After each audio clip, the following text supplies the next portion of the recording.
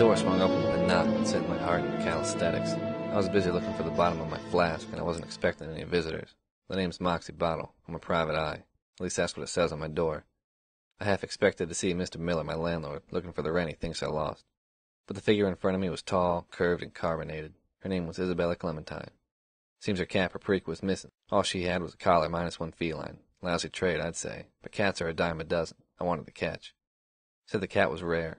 One-of-a-kind Egyptian blend. Cost her a small fortune. She wanted me to find the cat and find it fast. Thought about directing her to animal control, but she called some of my old friends to sweeten the deal. Never could say no to Benjamin, or George for that matter. Hadn't seen these boys in a long while, and I figured we ought to get reacquainted. So I took the case. I gave her my card and hit the street soon after she left, coughing down the rest of my supper on the way out. I'm not much of a cook, but hair of the dog's a specialty of mine. Finding a cat in this town wasn't hard. Of course, I didn't need just any stray.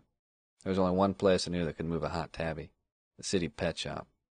The owner, Louis No Label, sold the usual stuff, from pasta fish to spice birds, but he had a special collection for the customers who knew how to ask.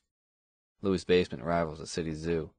They say he got his nickname after running with the wrong side of one of his larger products. If anyone knew about this cat, it'd be him. I gave him the rundown, but he tried to sell me some beans, and I wasn't buying. I decided to give him a chance to change his tune. After a quick dialogue, I had him in the crushing grip of reason, and he started singing the song more to my tastes. Seems the catnapper had already dropped by looking for a buyer. His second verse was even better. Lou was set to meet the bum that night. Shook out the address and left him to clean up the mess he'd made on the floor. The rendezvous was set in an old warehouse, right on the corner of 91st and Nowhere. I made my way to the back. The place looked deserted, but my trigger finger was itching like a dog in a dress, and I knew something wasn't right. Parts of this story just weren't fitting together. Who was this catnapper? What made this cat so special? And why did I forget my flask? Suddenly the sound of a .38 ricocheted through my brain like a pinball. It was quickly followed by a crash, and I knew some unlucky bottle had just tilted. The mess on the floor was unrecognizable, but taking into account the cat on the table, I'd bet that was my catnapper. I doubted I'd get any answers from him. His killer, on the other hand, seemed anxious to fill me in, and the kiss of a barrel on my back gave me a chill as unwelcomed as the shove that followed. I was surprised that the killer got the drop on me. Even more surprised to see Miss Clementine holding the gun. It looked like she wanted more than just a lost pet. Count on the dame to leave out the important details. So I asked her to let the cat out of the bag. Seems the unfortunate bottle on the floor was her former partner.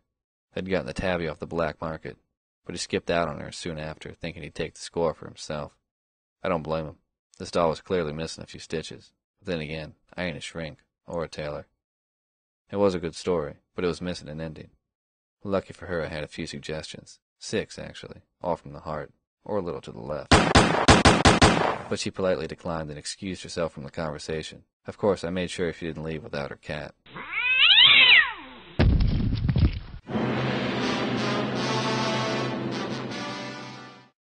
I dropped off a shaken up Miss Clementine at the local station. What to do with the cat was a mystery. She told the cops her and the boyfriend had grabbed it from a contact at the docks.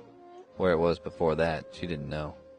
Since she wasn't a client anymore, I felt no need to examine the issue any further, and I closed the case. With no return address, Paprika was slated for the pound, and well, I guess I'm a sucker for a dame in trouble.